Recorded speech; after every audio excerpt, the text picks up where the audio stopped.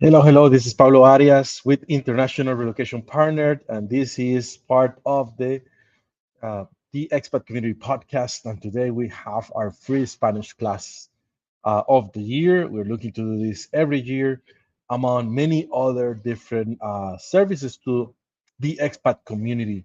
The expat community is a platform that helps expats looking to live and move abroad with information about how to move to Costa Rica, how to move to Mexico, how to move to Panama, and many other useful information. We are coming out with a book about Costa Rica, and soon we're gonna start working on these other books for Panama, Mexico, and so on. We also just acquire one of the largest expat groups in Costa Rica with 27, no, 29,000 members, and this has been broadcast to our community. And today we have our free Spanish classes by our professor, and I'm gonna let our professor to come in and start a class in just a minute before our intro.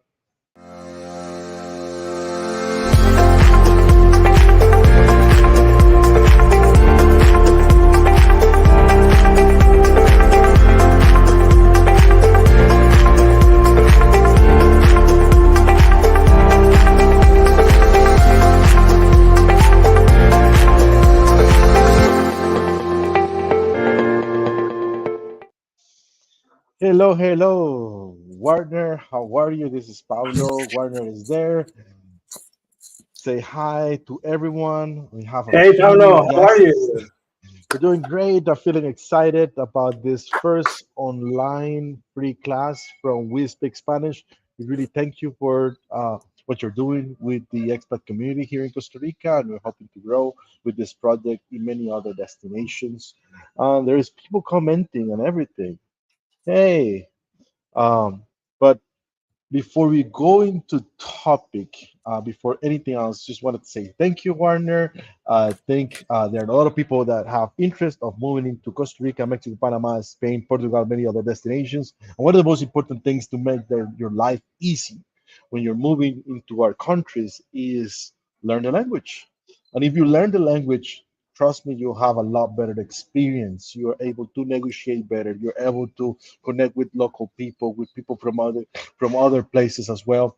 You're able to maybe meet your loved one, maybe find a girlfriend or boyfriend or husband. So trust me, learning the language is it's one of those things that you want. And thank you. We'll be doing this every Friday, 1:30 Costa Rica time. That's 2:30 Playa de Carmen time or Panama time. And we are broadcasting and sharing this in expert groups in all of these countries. So Warner, the stage is yours, and I'll be doing the class with you. Thank you, Pablo. So I am really happy to be here again with the expat community. So remember, I had been teaching Spanish for my last 14 years, and wow! So people who are working like you and me with this community of expats, so we enjoyed every single day because we have a lot of experiences with them. And in my case, and I think it's the same case of you, so we are happy to help the people.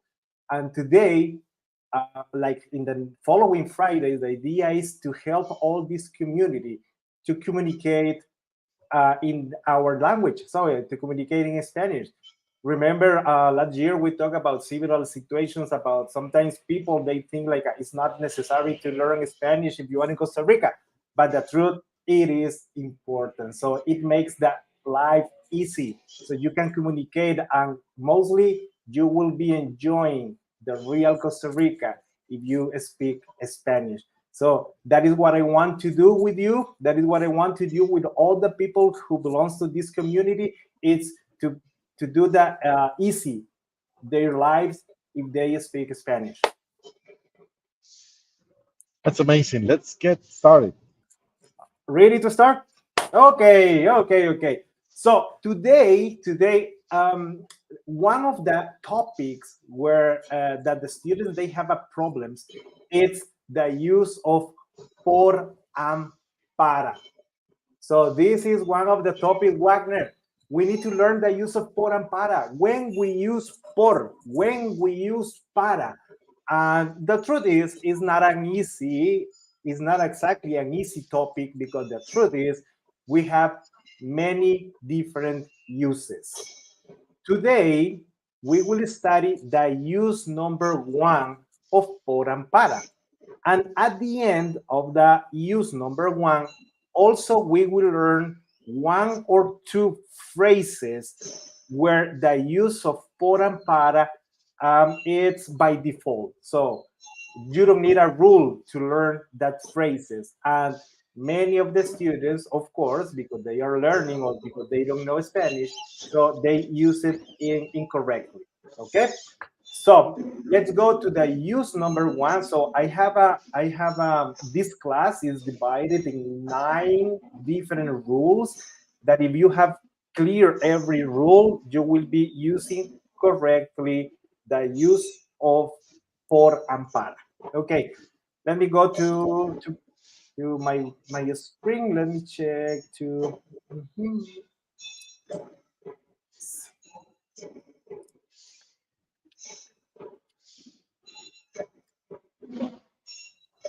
Okay, can you see that? Yep. Okay, Pablo, Yes. the use number one of por and para is when we have a motivo, causa o razón.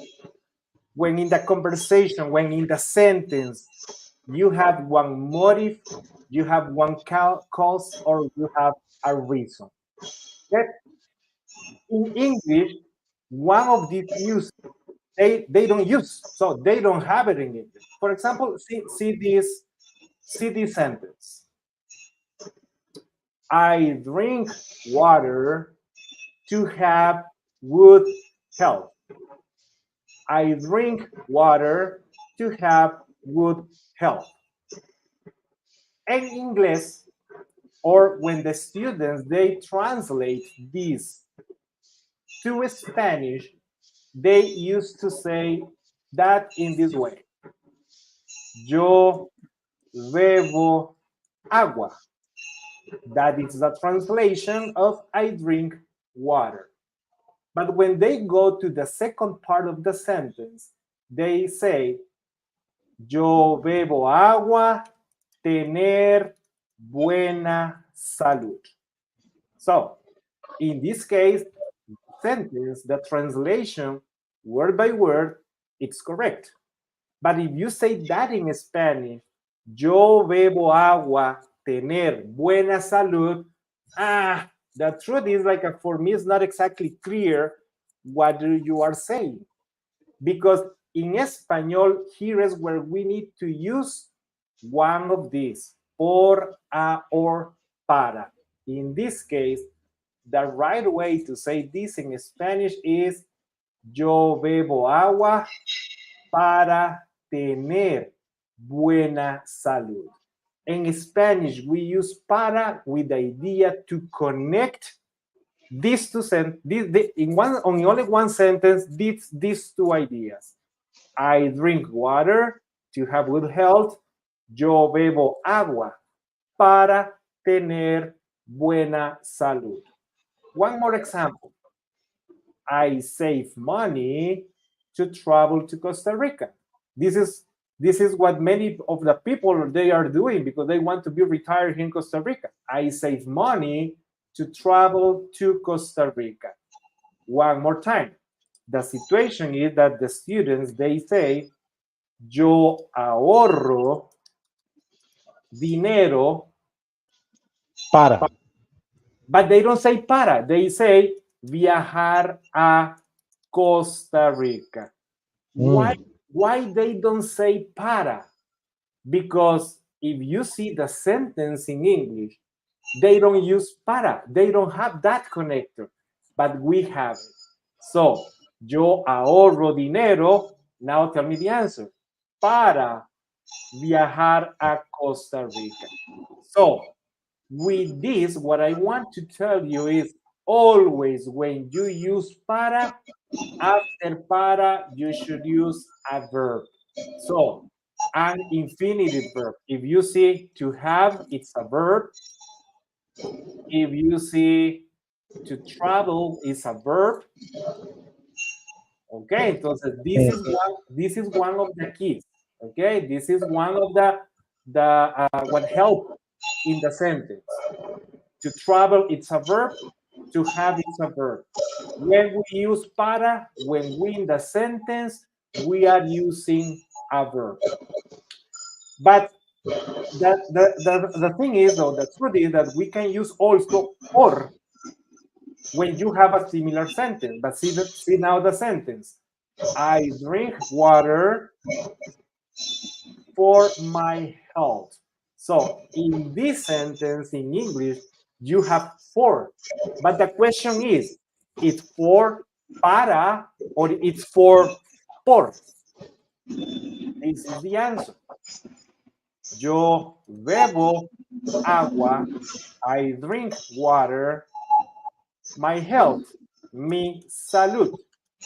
So, how I will connect this? Using por or using para? Well, this is the option where we will use por. Okay? That's one more time. If you see, we use both. In the rule number 1, when we talk about motive, when we talk about reason, or when we talk about a cause, we use both. We use por and we use para. But this is important to remember. We will use para always when after para we have a verb. And we use por when after por we have a noun. Let me put this in a different order. For example, if I say this.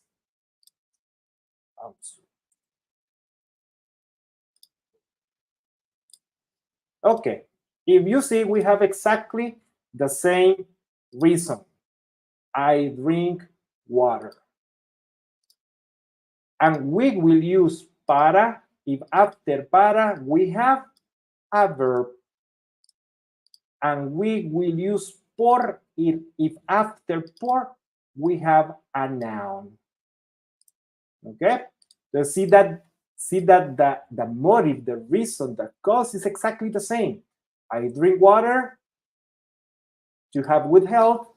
I drink water for my health. Can you see that? Yep. Okay, let me go to the next example. I save money to travel to Costa Rica. Yo ahorro dinero para viajar a Costa Rica. Okay, the second example. I save money is exactly the same. Yo ahorro dinero. And my trip, my travel, mi viaje.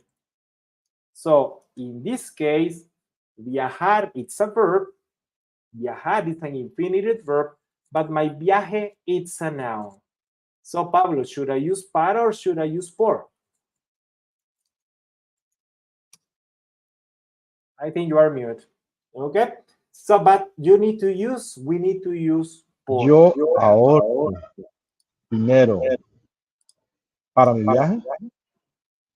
Para viajar a Costa Rica, o yo ahorro dinero por mi viaje. Okay. See that we have exactly the same motive, the same reason, but the use of por and para depends on, about what we are using after this preposition. So, yo ahorro dinero para viajar a Costa Rica, o yo ahorro dinero por mi viaje, where? A Costa Rica. Hey, what John said? John said, yo ahorro más dinero ahora para viajar a Costa Rica. Excelente, John. We will be waiting for you. Okay? Estaremos esperando. So, yo necesito $2 por colones. Ah, this is another of the uses. We will see that other use. Okay? When we talk about the exchange, when we change things, we use one of these prepositions. So, Pablo, one more time, in this first rule, when we have a cause, motive, or reason, we will use para if we have a verb, And we will use por if we have a noun. Let me go to one more example about this. Por ejemplo, I study Spanish. Question, are you studying Spanish?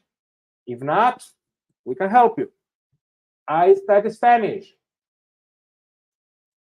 To speak with my ticos,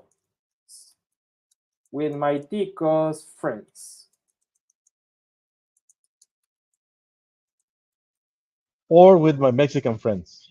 Or my Mexican friends, exactly. Or Latino friends. Or Cover it let me all. put my Latinos friends, exactly. Well, that is very important. We are placed in Costa Rica, but if you are in Mexico, if you are in Spain and you want to study Spanish with us, it's possible. But we have online groups. I study Spanish to speak with my Tico friends. Okay? One more time. What's a mistake? The mistake is when the students, they say, yo estudio español, hablar con mis amigos latinos. That So sounds bad. exactly. That sound for us, it's incomplete. For us, it sounds incomplete. Yo estudio español, hablar con mis amigos. But now, because you know the rule, you know that we need to put para, because even we will answer to the question, why do you study Spanish? To speak with my Latin friends, okay? And if we go to the use number two, to the second sentence, I study Spanish.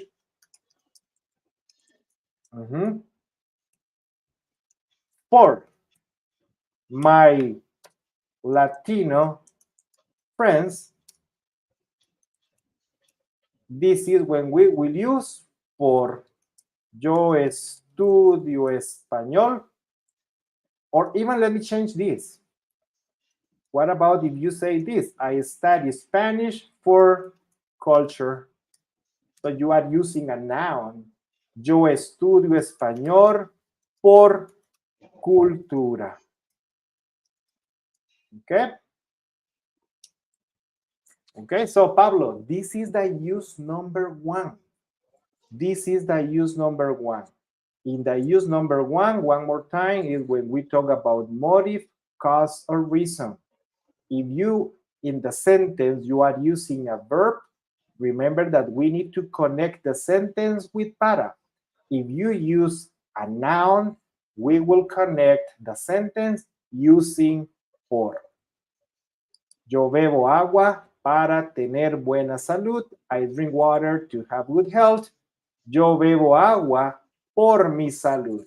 I drink water for my health. Okay? So this is the challenge for this week. In your conversations, when you are speaking, try to see if you are using this correctly or incorrectly. But because now you know the rule, you will have the opportunity to fix, to improve your conversation using the right use of this rule. Okay? So I told you that today the idea was to study the use number one of por and para, but before to finish this short session, I will tell you about one phrase where it's not necessary to use a rule.